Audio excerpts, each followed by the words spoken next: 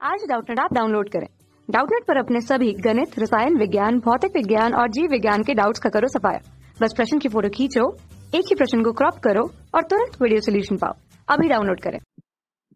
तो स्टूडेंट्स, आपको इस क्वेश्चन में दे रखा है कि 3 कारण दीजिए कि लंबी दूरी के संचरण के लिए एक संदेश संकेत का मॉड्यूलेशन क्यों आवश्यक होता है। दूसरा, एक श्रव्य तरंग, वाहक तरंग यानी कि जो आपके पास सोर्स और वाहक मतलब कैरियर वेव और आयाम मॉड्यूलित तरंग को ग्राफीय रूप से दर्शाए, यानी कि तीनों के डायग्राम बनाए। तो सबसे पहले बात करते हैं कि मॉड्यूलेशन क्यों किया जाता है लंबी दूरी के संचरण के लिए। तो पहला जो पॉइंट है आपके पास कि जो ओरिजिनल सिग्नल होता है, ठीक है ना, तो जब वो किसी चैनल से अपने सोर्स से सोर्स की ओर जा रहा होता है तो आपस में वहां पर क्या हो सकता है कि और भी सोर्स हो सकते हैं आपके पास, ठीक है ना, और भी वेव हो सकती है, तरंगे हो सकती है। तो वो आपस में क्या कर सकते हैं, एक दूसरे के साथ इंटरफेरेंस या इंटरफेयर कर सकते हैं, ठीक है। तो पहला जो तरीका है कि इंटरफेरेंस रोकने के लिए, यानी कि आपके पास जो व्यतिकरण होता है दोनों का, ठीक है, व्यतिकरण रोकने के लिए, ठीक। तो पहला या पहला पॉइंट क्या है कि इसको इंटरफेरेंस यानी कि व्यतिकरण रोकने के लिए। तो क्या है कि आपके पास जो सिग्नल है, अगर एक ही सेम चैनल के थ्रू वो जा रहे हैं तो आपस में उस चैनल में क्या बहुत सारी क्या हो सकते हैं आपके पास मॉड्यूलेटिंग सिग्नल हो सकते हैं, तो आपस में क्या इंटरफेयर कर सकते हैं, एक दूसरे के साथ मिक्सअप हो सकते हैं। अगर ऐसा होगा तो आपस में जो ओरिजिनल सिग्नल था वो खत्म हो जाएगा, आपको सोर्स पे ओरिजिनल सिग्नल नहीं मिलेगा। तो ऐसा ना हो इसलिए अपन क्या करते हैं, मॉड्यूलेशन करते हैं, है ना। तो उससे क्या होता है, दोनों के जो आयाम है या उनकी जो इंटरमिक्सिंग हो रही है वो नहीं हो पाती, ठीक है। दूसरा है कि आपके पास किसी भी सिग्नल को ट्रांसफर करने के लिए आपके पास जो एंटीना होता है ना, कि यानी कि एक सोर्स से जब आप किसी भी सिग्नल को भेजते हो तो आपके पास जो एंटीना होता है उसकी साइज को कम करने के लिए। तो दूसरा है कि आपके पास इम्पोर्टेंट वो एंटीना की साइज कम करने के लिए, एंटीना की हाइट, यानी कि साइज का मतलब हाइट, ऊंचाई कह सकते हैं, ठीक है। हाइट मतलब ऊंचाई, ऊंचाई कम करने के लिए, या फिर बोल सकते हैं कि प्रैक्टिकल वैल्यू पे लाने के लिए, है ना। क्योंकि जो आपके पास एंटीना उसकी जो हाइट होती है, ठीक है, और कितनी हो आपके पास जो रिलेशन दे रखा होता है वो होता है λ/4 का, यानी कि कोई भी एंटीना है उसकी हाइट होती है λ/4, ठीक है, एक रिलेशन आता है ये। अगर मान लीजिए आप जो सिग्नल ट्रांसफर कर रहे हो उस सिग्नल आपके 5 किलो हर्ट्ज तक के हो सकते हैं, यानी कि मान लीजिए कोई भी आपके पास सिग्नल है तो वो 5 किलो हर्ट्ज, इतने टाइप के सिग्नल हो सकते हैं। तो अगर मान लीजिए आप 5 किलो हर्ट्ज लेते हो, ठीक है ना, तो उसके कोरस्पॉन्डिंग वेवलेंथ तो बता सकते हैं अपन। ये तो क्या होगी, फ्रिक्वेंसी होगी आपके पास, ठीक है। तो जो आपके पास वी होती है वो होता है एफ लेमडा। तो यहाँ से लेमडा निकाले तो ये क्या हो जाएगा, एफ बटे वी, वी का मतलब स्पीड ऑफ लाइट सी। तो इसको सोल्व करें तो यहाँ से जो लेमडा आता है आपके पास लगभग लगभग 60 किलोमीटर, ठीक है। और इसको यहाँ रखे हाइट में, तो यानी कि कितना हो जाएगा ये आपके पास 60/4 यानी कि 15 किलोमीटर। तो इतनी हाइट का एंटीना पॉसिबल नहीं हो सकता है, प्रैक्टिकली नहीं हो सकता। तो दूसरा है कि एंटीना की हाइट या ऊंचाई को प्रैक्टिकल वैल्यू पर लाने के लिए, ठीक है, क्योंकि आपके पास जो सिग्नल होता है उनकी फ्रिक्वेंसी इतनी हो सकती है, ठीक।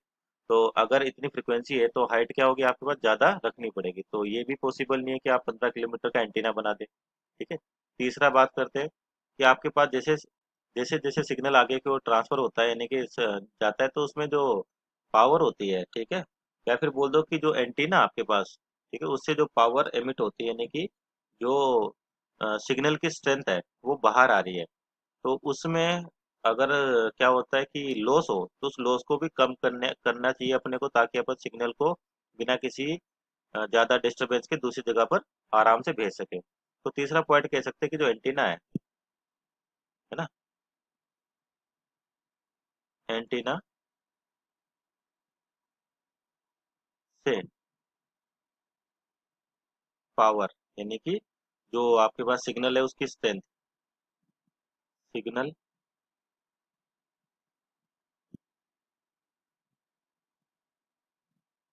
की पावर यानी कि शक्ति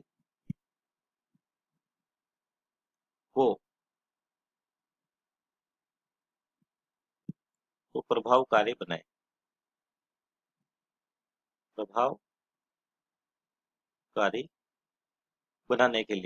प्रभावकारी बनाने के लिए इसका क्या मतलब होता है कि आपके पास अगर कोई भी एंटीना है ना, और उससे वहां से जो सिग्नल्स है वो आ रहे हैं, तो एक्सपेरिमेंटल जो पावर होती है यहाँ से, जो भी पावर आपके पास किसी भी वेवलेंथ के कोरस्पॉन्डिंग, तो पावर जो रेडिएटेड होती है वो directly proportional to f square होती है, यानी कि फ्रीक्वेंसी के स्क्वायर के बराबर। तो इसका मतलब अगर अपने को पावर इफेक्टिव चाहिए, यानी कि प्रभावकारी चाहिए, तो आपको फ्रीक्वेंसी यानी कि जो आवृत्ति है उसकी कैसी जरूरत होगी, उच्च आवृत्ति की, है ना। अगर मान लीजिए आप उच्च आवृत्ति लेते हो तो जो दूसरा जो पॉइंट है आपके पास एंटीना के हाइट वाला, ये बीच में आ जाएगा। तो यहाँ से क्या हो रहा है कि अपने को अगर सिग्नल को बहुत ज़्यादा दूर ट्रांसफर करना है, तो आवृत्ति के मान क्या होना चाहिए, उच्च मान होना चाहिए, यानी कि हाई होना चाहिए। ठीक है, लेकिन हाई करते आपके पास ये प्रॉब्लम आ जाती है। ठीक है, तो इसलिए क्या करते हैं अपन, इस आवृत्ति को यानी कि सिग्नल की आवृत्ति को बढ़ाने के लिए आपके पास मॉड्यूलेशन किया जाता है ना, और उससे जो आपके पास एंटीना की हाइट है उसका सॉल्यूशन भी मिल जाता है। तो ठीक है, मॉड्यूलेशन क्या करता है, जो आपके पास दूसरा सिग्नल होता है ना, जिसको करियर सिग्नल बोलते हैं, उसकी ज़्यादा फ्रिक्वेंसी कर देते हैं, और जो मेन सिग्नल है उसकी फ्रिक्वेंसी जो नॉर्मल है उसी रेंज में। तो दोनों मिलके आपस में क्या करती है, आपके पास जो फ्रिक्वेंसी बढ़ गई इसका मतलब एंटीना से ज़्यादा पावर मिलेगी आपको, है ना। तो और उसको क्या कर सकते हैं, फिर लंबी दूरी तक भेज सकते हैं। तो तीसरा क्या होगा, एंटीना से सिग्नल की पावर को प्रभावकारी बनाना। ठीक है ना, इसके लिए भी मॉड्यूलेशन किया जाता है। ठीक है, जो मेन सिग्नल है उसकी फ्रिक्वेंसी नहीं बढ़ा सकते ज़्यादा, क्योंकि बढ़ेगी तो पावर लॉस क्या हो गए, फ्रिक्वेंसी स्क्वायर के बराबर प्रोपोर्शनल होते हैं। तो यानी कि आपके पास जैसे जैसे क्या होगा, फ्रिक्वेंसी बढ़ेगी पावर लॉस बढ़ते जाएंगे।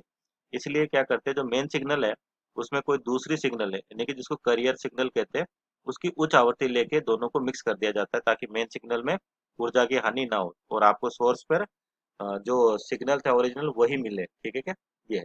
उसके बाद पूछा एक श्रव्य तरंग, एक वाहक तरंग और एक आयाम मॉडुलर तरंग को ग्राफीय रूप से दर्शाए, यानी कि तीनों के ग्राफ बनाने हैं आपको, है ना। तो यहाँ पे ग्राफ बनाए कि मान लीजिए आपके पास पहले श्रव्य तरंग का ग्राफ बनाते हैं एक। ठीक है, तो आपके पास किस तरीके से होगी ये, इसका आयाम बदलता रहता है इस तरीके से। मान लीजिए आपके पास ये कोई श्रव्य तरंग है ना। ठीक, अब दूसरा बनाना है इसमें, जो आपके पास दे रखी है वाहक तरंग यानी करियर वेव। तो करियर वेव बनाए वो किस टाइप की होगी। ठीक है, तो जो करियर वेव डिपेंड करता है कि आप उसके फ्रिक्वेंसी को कैसा ले रहे हो, आयाम को कैसा ले रहे हो, किस तरीके से। तो जनरल इस तरह से मान लीजिए अपन हाई फ्रिक्वेंसी की लेते हैं इसको, और आयाम क्या है, बराबर है। ठीक है ना, इस तरीके से।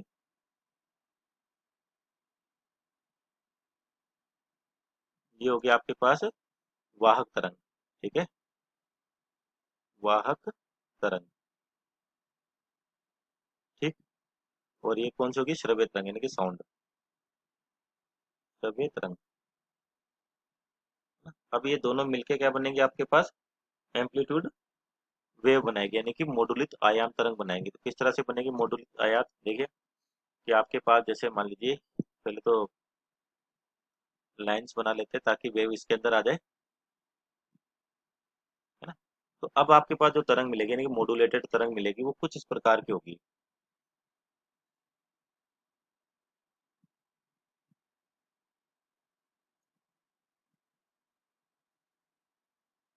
और ये होगी आपके पास जो श्रव्य तरंग, और इसमें क्या होगा, दोनों इंटरमिक्स हो जाएंगी, तो ये इस तरीके से। ठीक है ना, ये मॉड्यूलेटेड तरंग हो गया आपके पास। ठीक है, मॉड्यूलेटेड वेव। ठीक है, तो थैंक यू। कक्षा 6 से 12वीं से लेकर नीट, IIT, JEE वो एडवांस के लेवल तक 1 करोड़ से ज्यादा छात्रों का भरोसा। आज ही डाउनलोड करें डाउटनेट ऐप या व्हाट्सएप करें अपने सारे डाउट्स 8400 400 400 पर।